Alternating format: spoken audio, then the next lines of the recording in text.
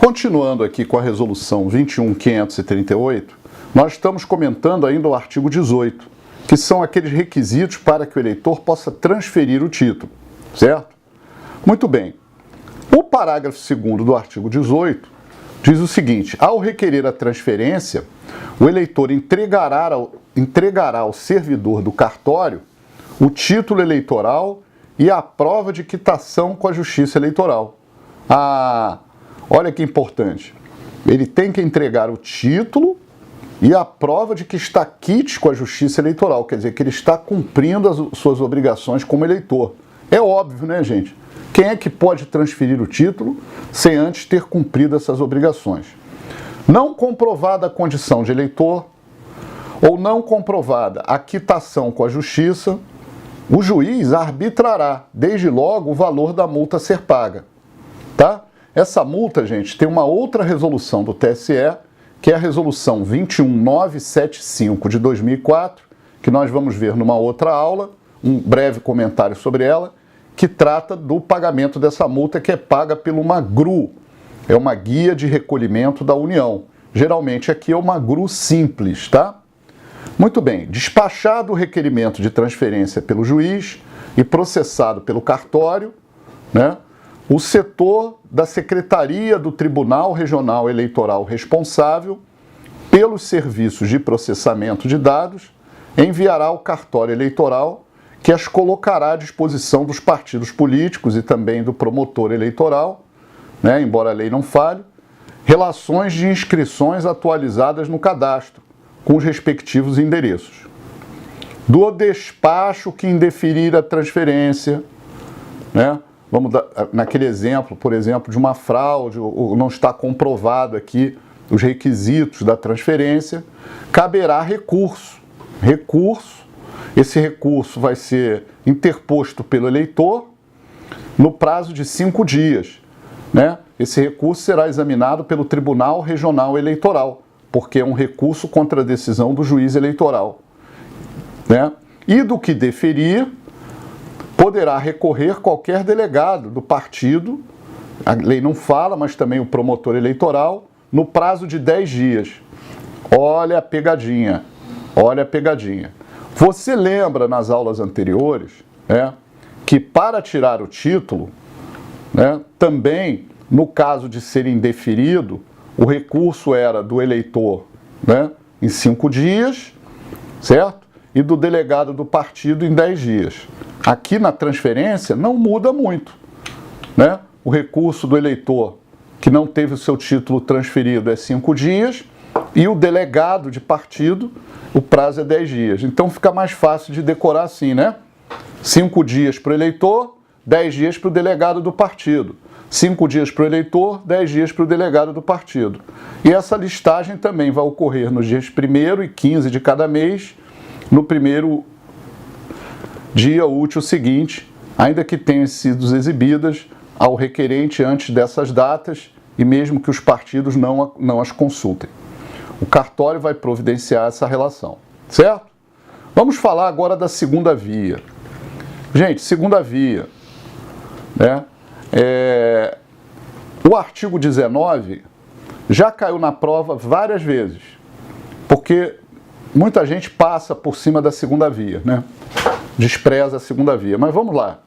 No caso de perda ou extravio do título, perdeu o título ou extraviou, bem assim, de sua inutilização ou dilaceração, o eleitor deverá requerer pessoalmente ao juiz de seu domicílio eleitoral, que é onde ele mora, onde ele está residindo, que lhes peça uma segunda via. Na hipótese de inutilização ou dilaceração, o requerimento será instruído com a primeira via do título. É isso que cai na prova. Né? Porque muita gente diz assim, o meu título ficou destruído, todo amassado, rasgado. Mas tem que levar, né? Tem que levar esse todo amassado, todo rasgado, entregar ao cartório e pegar um novinho, pegar a segunda via. Certo? É diferente na hipótese em que o eleitor perdeu o título ou extraviou, que aí você não tem como levar. Mas muita gente se confunde, que acha esse pequeno detalhe, né? Teria que levar o título, inutilizado ou dilacerado? Tem que levar, tá bom? É uma pegadinha muito simples, mas muita gente erra. Parágrafo 2º. Em qualquer hipótese, né, no pedido da segunda via,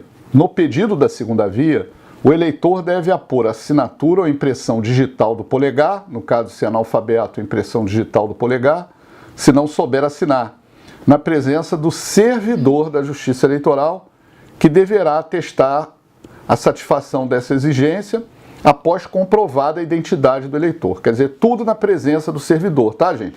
Tudo na presença. Tá? Artigo 20. Será admitido o restabelecimento, né, de inscrições canceladas por equívoco. Cancelaram a inscrição no código fase 361. Tá?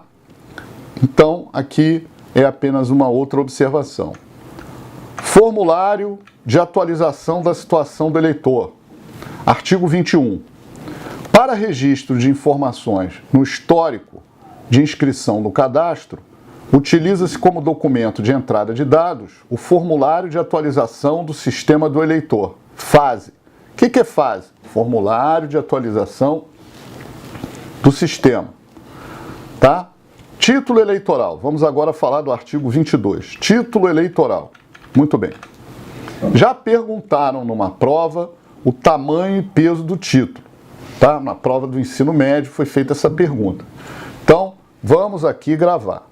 O título terá as dimensões de 9,5 por 6 centímetros, será confeccionado em papel com marca d'água. Essa pergunta é aquela pergunta fogo, né? Porque você estuda tudo, decora tudo, mas são detalhezinhos que eles pegam aqui, que é melhor até, às vezes em sala de aula eu falo para o aluno, vai que um aluno pede para ir ao banheiro, leva o título, olha o título e volta respondendo, né? Porque aqui, olha só, o título terá as dimensões de 9,5 por 6 centímetros, então decorem isso. É confeccionado em papel com marca d'água, tem uma marca d'água. O peso, aí eles botam, é 100 gramas, 90 gramas, 110 gramas, é 120 gramas. Né? 120. Impresso nas cores preto e verde, frente e verso, tendo como fundo as armas da República. E será, esse é o detalhe, contornado por serrilha. É uma serrilhazinha que contorna o título, tá bom? O título é emitido obrigatoriamente por computador, tá? Não tem como emitir de outra forma.